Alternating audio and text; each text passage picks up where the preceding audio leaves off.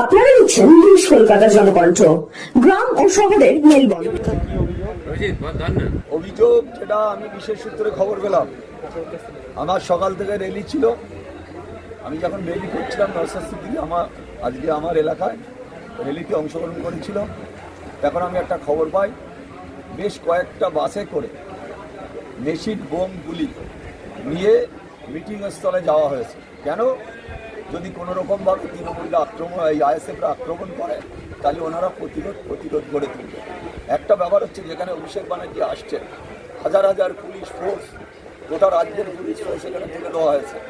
তারপরেও সেই যারা হারমাত খুনি, তারা মেশিন বোম গুলি বারুদ নিয়ে কয়েকটা বাসে করে তারা এনেছে। অনেক মানুষের কাছে, আমাদের কাছে খবর আছে, অনেক মানুষ তারা দেখেছে।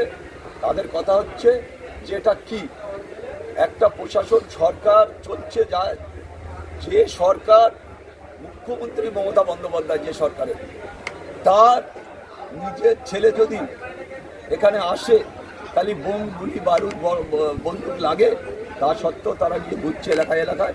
আমাদের ছেলেদের উপরে যে কোনো সময় হামলা হতে পারে, সেই জন্যতে আমরা আগাম পুলিশকে জানালাম, পুলিশের সমস্ত কর্তাদের, যে আপনারা জেনে রাখুন, শুনে রাখুন, যে প্রচুর আর্মস ভাঙড়ে ঢুকে চাইবে, ক্যানিং থেকে ভাঙড়ে ঢুকছে।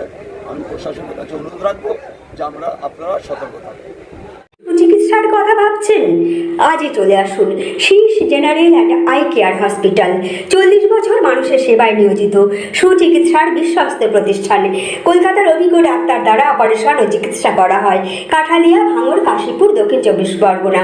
যোগাযোগ 7407337744, 7407441234।